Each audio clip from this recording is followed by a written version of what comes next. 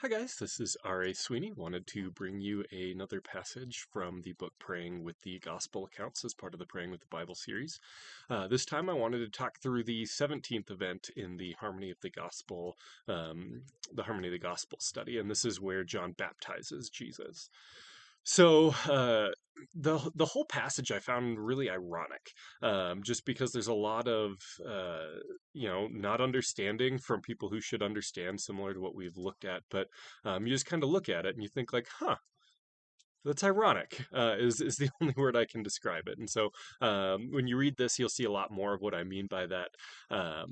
But in this passage, Jesus comes to John, who's been baptizing people, and John even admits that his baptism, the Greek word is not repentance necessarily, but reconsidering. It's rethinking how I want to go about living my life and what I want to be striving for. But that there's going to be someone coming later who has a very different kind of baptism.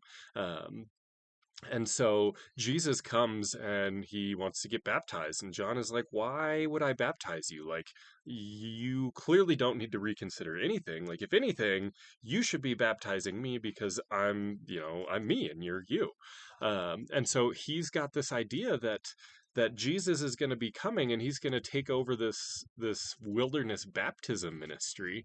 And so he doesn't really get what's going on.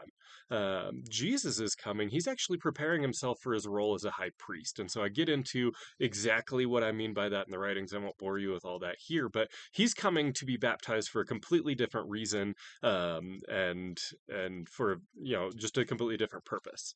Um, and so John had expectations, Jesus had expectations, and they really just weren't communicating, or weren't comprehending each other real well.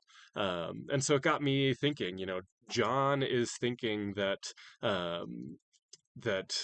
Jesus is coming to do what he's already been doing, and so he's trying to fit Jesus into his box of how things are going to go.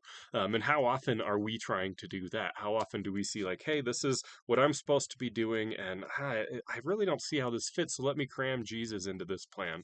But then on the other side, um, how often do we look at, is my plan fitting with Jesus' plan? So I think it works from both directions of, am I trying to fit Jesus into my plan? Am I trying to fit my plans into Jesus? Or am I just okay with them not making sense together? And I think there's times where God would call us to do things that don't make sense. But a lot more, I think, if we can't see how following Jesus and doing the things that we feel like we're supposed to do go together, then maybe we've missed the point. And I think that's really what was going on with John here, is he didn't really see how his plan and following Jesus were going to fit together. And I think that's the point of, he needed a new understanding of his plan, and I think sometimes we do too. So let's be praying about that. I hope this was a blessing.